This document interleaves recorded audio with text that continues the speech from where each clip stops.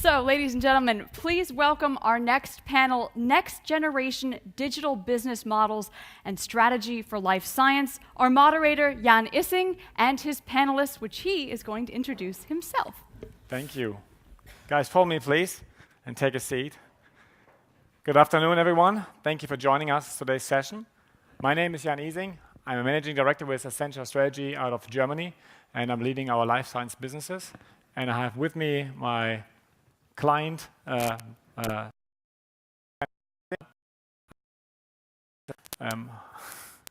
Mo at Force, so let's say Mo, and Pascal Neve from Boomerang Pharmaceuticals. And let me give you a quick introduction why this is an important discussion we're going to be facing. Now, life science and the pharmaceutical industry is in a moment of change. We are fundamentally challenged not just within our own industry, but also by others that attack the industry, whether these are small tech startups or big blue chip companies that want to enter this very interesting space. And the fundamental business change that we are going through is from a pill, from a product to a service organization. And we as an industry are struggling with this in our day-to-day business, basically. And we would be lying if we would say we have cracked the issue. But I brought a few colleagues with me that have tested it, are working on it, and jointly we're trying to address this. So I brought with me Mo at Force, who is the Global Commercial Digital Innovation Director at Novartis out of Basel. Mo, thank you for joining us today. He has more than 10 years experience in sales and marketing, in digital marketing, especially in Europe and the Middle East. And before he joined Novartis, he was actually founder of TechV3, the fastest growing technology and digital news source in the Arabic language. So Mo, thank you for joining today and being with us. Secondly, I have with me Steve Miller from Merck, the original Merck, how we like to say it, out of Darmstadt. Steve is head of marketing for software and automation in the life science sector. We'll come to this in a moment, what is actually life science and pharma, because it's very oftenly differently used words, basically. He helps companies to develop drugs safely, effectively, and cost efficient. And he has more than 23 years of experience cooperating with others to enable and to use the Merck platform also in the industry 4.0. And last but not least, we have with us Pascal Neve. Pascal is the Digital Strategy Director at Boomerang Pharmaceutical. He has more than 10 years of experience, both from the digital marketing and the strategy communication. And he is heading the Boomerang Solution Design Center for Boomerang. Boomerang is, what most probably don't know, not small, but sizable business that Accenture just recently acquired, specialized in the communication pharmaceutical companies, which is part of the issue, so to say, when it comes to cracking the digital program. So today's session is all about how we basically think about the next generation of digital business. And I would like to kick off with the first question to Pascal. Pascal, what does the term next generation in the context of both pharma and life science mean to you? And what role does Boomerang play in this one? And let's hope that the mic is going to work. Hello.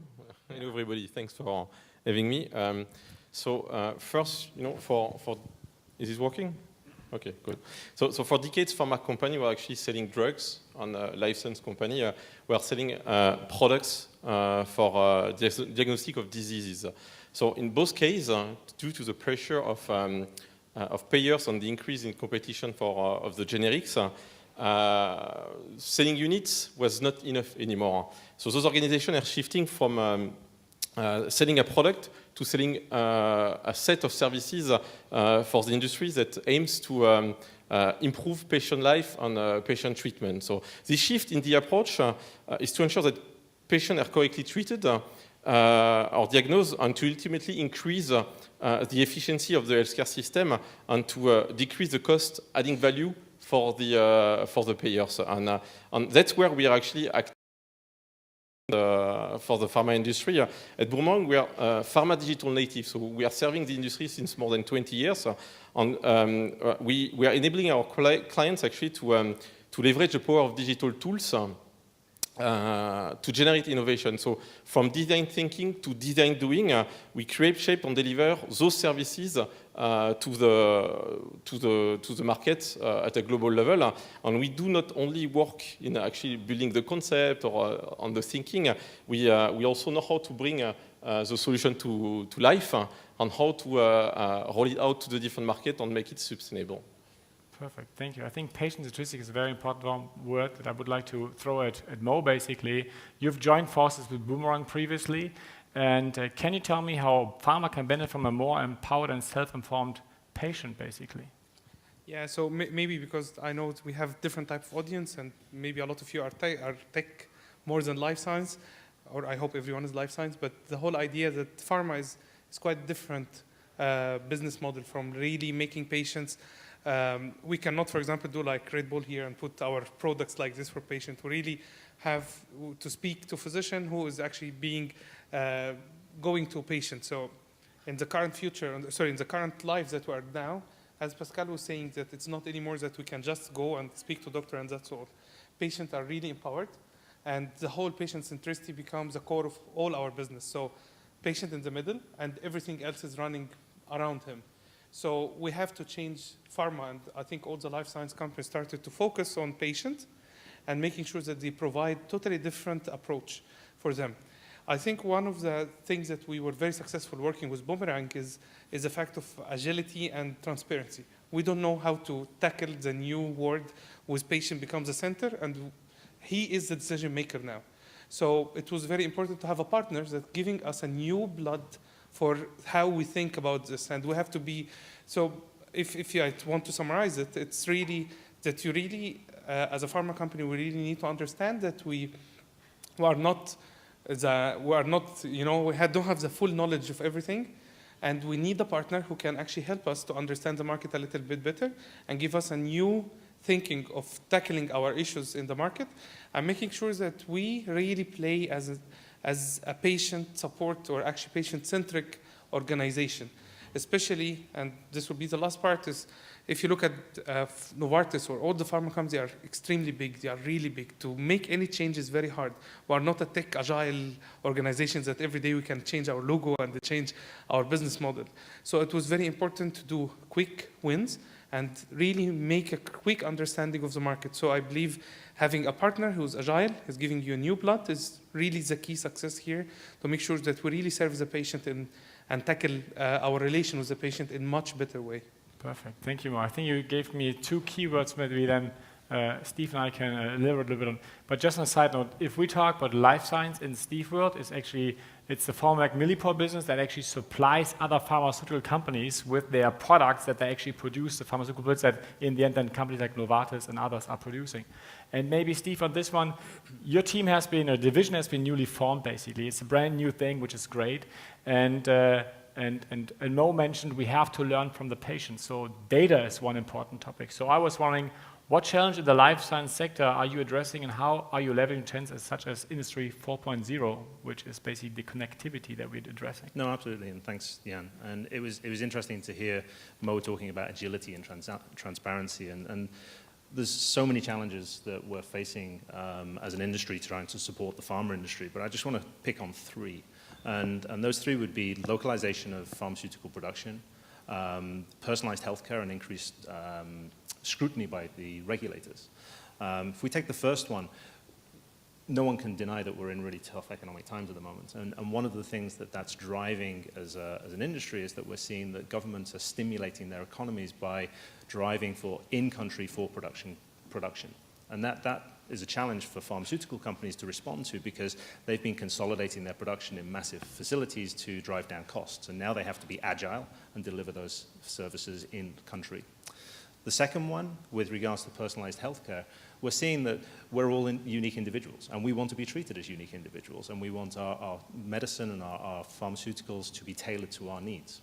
Unfortunately, the regulators don't care whether you're producing a drug for 50,000 or 50 million. The scrutiny is the same, and the supplier, the pharmaceutical company, has to deliver the same level of information and transparency to the regulators to be able to launch that drug. The final one around the regulators, which leads on from what I've just said, they're looking for more and more information. Before, it would be Novartis that would be scrutinized when they make their filing, but now Novartis has to provide information to regulators around what we're doing. So we supply raw materials and systems, and the regulators want to know how we're building our systems, how our raw materials are qualified, and they want to see that transparency. So the impact on companies like Merck is that we now need to bring together more and more connected components. We need to make sure that our raw materials can be tracked. And the more you can connect everything together, the better that we can give the flexibility and the transparency to our pharmaceutical partners.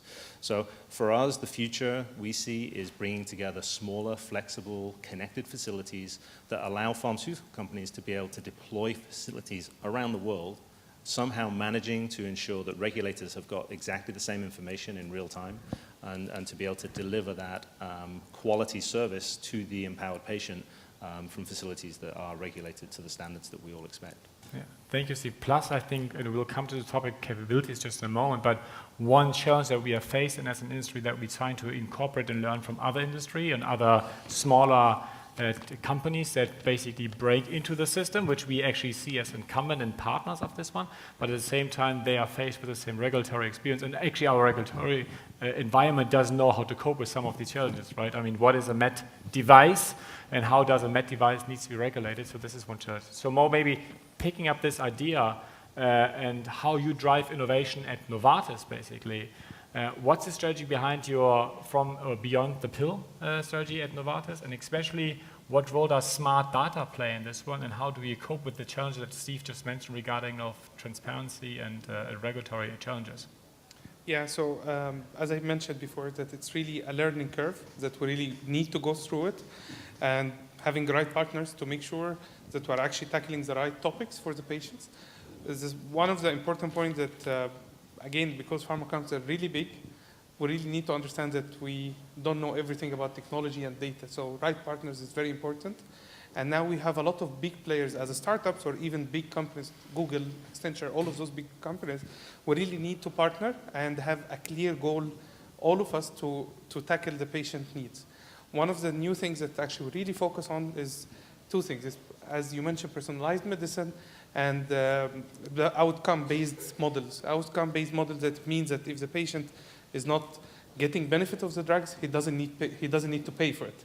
And actually, it's, to ensure this, we really need to focus on the self-monitoring and making sure that the patient has full empowering in his decision for the treatment or even continue treatment himself. So it's really important to, as a pharma company, to work on education, at the same time providing tools for the patient, partnering with big players as well, like Merck, to make sure that we provide new technologies using artificial intelligence, using big data, and how can we use this to make sure that patient, instead of going to physician every month, he stay at home, and all his data is actually transferred in a secure way to physician to decide on the treatment, and how the treatment is immediately delivered to his home without actually anyone.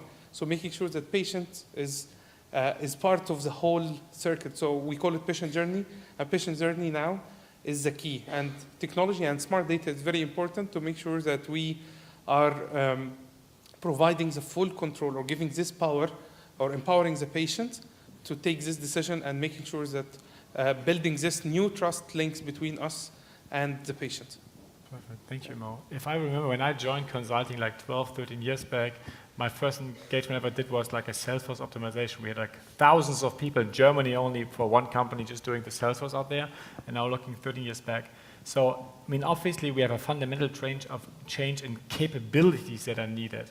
And especially a company like Merck, who has now a new CEO who also put the digital agenda on his agenda, and also Joe Jimenez from Novartis says every product needs to be a digital solution basically in the end. How do you cope with that challenge of getting the right talent, the right capabilities inside of organizations like Merck? Oh, absolutely, and it's when you look at a company like Merck, they're coming up for their 350th anniversary, so you don't always think of companies that are this old with innovation. But that's been the core of what Merck's been about for many hundreds of years. We support customers all the way from the molecule discovery all the way through to supporting our customers with full-scale manufacturing. But that's not enough, as you said, and it's really about how we transform and bring that innovation closer and closer and more real-time and leveraging those digital services. With our last acquisition, which we closed last year with Sigma-Aldrich, that brought us into having the largest e-commerce platform in the sector to connect us with our customers, and we need to keep expanding on those services. We've made a significant investment in Darmstadt. We'll be investing over €1 billion in the Darmstadt campus, and part of that has been the outwardly visible rebranding. But rebranding is not about a picture or a logo. It's about your core values, and really bringing in the innovation as part of that core values. And where we now have digital core competence centers on all 3 continents, and we are expanding and growing those, and really bringing those digital competences into the organization to make sure that when we are delivering our products and services to Novartis or to other pharma companies, that they are secure, that they are confident in the services that we bring, because they have to have that confidence to then take that onto the patient. So it's a real process of continuous investment, and there's no magic bullet. It takes time, it takes energy, but certainly the bringing in of the skills and evolution of the workforce is something that's ongoing at the moment within the organization. Perfect. Yeah. And I think one topic, if I look at our clients in the pharma world, there's one part about hiring the right people, get the right talent, also from other industry on board it. I mean, you have different backgrounds than the classical pharmaceutical manager for many, many years, basically, which has been straight through one industry and just like going from whatever sales rep to future CEO. Pascal, if you look at the way you are handling that client situation, you have new talent on your clients, you are using design thinking as one key methodology. How has this manifested in the pharma sector, and how does this basically resonate with our key players? Is it something that we can apply in a frequent way? Yeah, definitely. I mean, I think one of the key words was patient centricity. We all understood that there is a clear focus today on outcome, rather than product. So this is ending, I will say, half a century of focus on blockbuster, but really looking at actually what type of value we can bring for patient on the outcome. So, but responding to the unmet needs of the patient is extremely complex, because every disease, every condition are really specific. And also, every patient need will change from one market to the other due to the specificity of the healthcare system of every country. So our design thinking methodology help us to really capture actionable insight, because we speak about big data. So everybody work with big market research. They know what is actually happening in every country. But design thinking help us to actually have a real idea of what is happening on the market. So what we do, we go actually visiting doctors, hospital, and it helps us actually to have an understanding of their real needs, their situation, and to shape and tailor-make the solution to the specific needs. I mean, through this process, we actually we are building like a patient journey, and we try to see how we can leverage the digital tools to actually impact the need of the patient at each stage of the journey. That actually is essential for us to actually tailor-made and shape the solution that will have a real impact for our client and for the patient in the end. Thank you. I'm cautious on time. We have another 40 seconds left. Maybe a quick summary from my view. I think what we really see as the next generation of digital business is the pivot to the patient. Independently of any regulatory differences which we have in various countries, we cannot actually talk directly to our patients, but we have to, because our patients getting more and more educated. And if you go these days to a doctor, actually the patient comes with a very clear self-diagnostic, whether this is right or wrong, but they have a very clear, strong what is wrong with their body and what needs to happen. And that's something that we really have to incorporate as an organization. And our clients, as we see it these days, have adapted to it. And yes, it's a challenging environment, but it's a very interesting time and period of the life science of the pharmaceutical industry. And I hope we were able to give you a little glimpse into that industry. And thank you for your participation. Thank you very much to our panel on the future of life sciences. Thank you, Mo, Pascal, Steve, and Jan Issing of Accenture.